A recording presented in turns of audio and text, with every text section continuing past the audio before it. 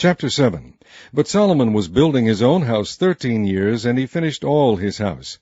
He built also the house of the forest of Lebanon. The length thereof was 100 cubits, and the breadth thereof 50 cubits, and the height thereof 30 cubits, upon 4 rows of cedar pillars, with cedar beams upon the pillars. And it was covered with cedar above upon the beams, that lay on 45 pillars, 15 in a row. And there were windows in 3 rows, and light was against light in 3 ranks. And all the doors and posts were square, with the windows, and light was against light in 3 ranks. And he made a porch of pillars. The length thereof was 50 cubits, and the breadth thereof 30 cubits, and the porch was before them, and the other pillars and the thick beam were before them. Then he made a porch for the throne where he might judge, even the porch of judgment, and it was covered with cedar from one side of the floor to the other. And his house where he dwelt had another court within the porch, which was of the like work. Solomon made also an house for Pharaoh's daughter, whom he had taken to wife, like unto this porch. All these were of costly stones, according to the measures of hewed stones, sawed with saws, within and without, even from the foundation unto the coping, and so on the outside toward the great court. And the foundation was of costly stones, even great stones, stones of 10 cubits, and stones of 8 cubits. And above were costly stones, after the measures of hewed stones and cedars. And the great court round about was with 3 rows of hewed stones, and a row of cedar beams, both for the inner court of the house of the Lord, and for the porch of the house. And King Solomon sent and fetched Hiram out of Tyre. He was a widow's son of the tribe of Naphtali, and his father was a man of Tyre, a worker in brass, and he was filled with wisdom and understanding, and cunning to work all works in brass. And he came to King Solomon, and wrought all his work. For he cast 2 pillars of brass, of 18 cubits high apiece, and a line of 12 cubits did compass either of them about. And he made 2 chapiters of molten brass, to set upon the tops of the pillars. The height of the one chapiter was 5 cubits, and the height of the other chapiter was 5 cubits.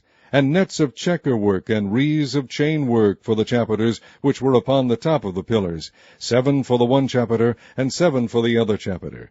And he made the pillars in 2 rows round about upon the one network, to cover the chapiters that were upon the top, with pomegranates, and so did he for the other chapiter. And the chapiters that were upon the top of the pillars were of lily work in the porch, 4 cubits.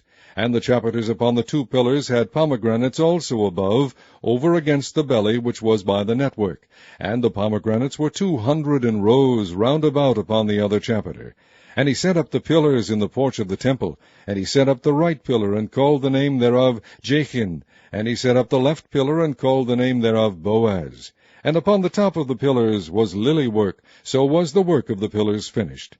And he made a molten sea, 10 cubits from the one brim to the other. It was round all about, and his height was 5 cubits, and a line of 30 cubits did compass it round about. And under the brim of it round about there were knops compassing it, 10 in a cubit, compassing the sea round about. The knops were cast in 2 rows when it was cast.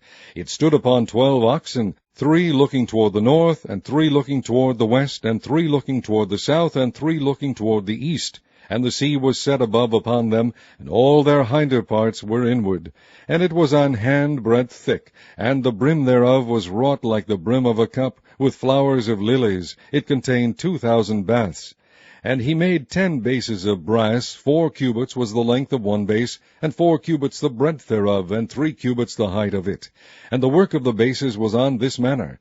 They had borders, and the borders were between the ledges. And on the borders that were between the ledges were lions, oxen, and cherubims.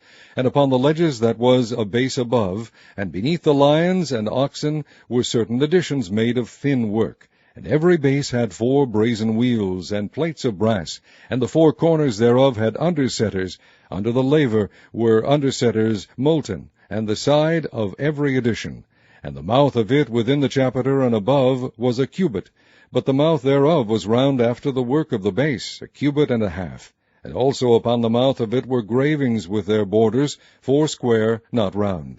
And under the borders were 4 wheels, and the axletrees of the wheels were joined to the base.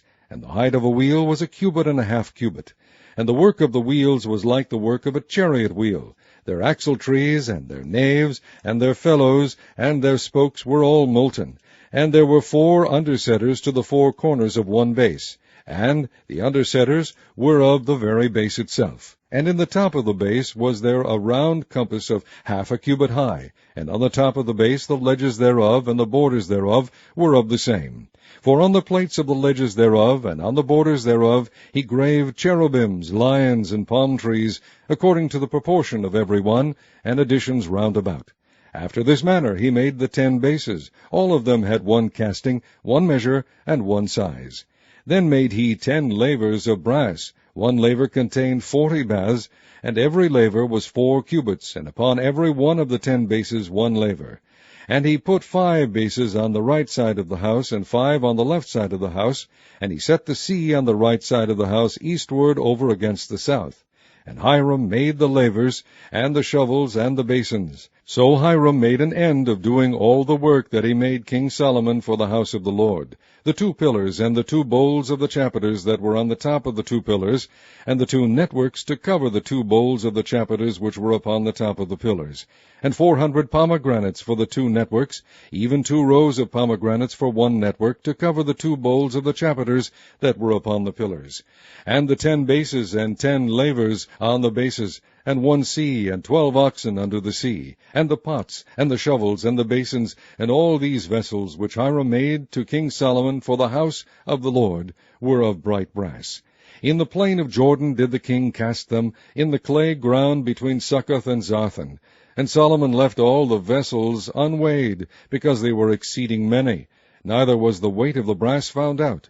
And Solomon made all the vessels that pertained unto the house of the Lord, the altar of gold, and the table of gold, whereupon the shewbread was, and the candlesticks of pure gold, 5 on the right side, and 5 on the left, before the oracle, with the flowers, and the lamps, and the tongs of gold, and the bowls, and the snuffers, and the basins, and the spoons, and the censers of pure gold, and the hinges of gold, both for the doors of the inner house, the most holy place, and for the doors of the house, to wit, of the temple.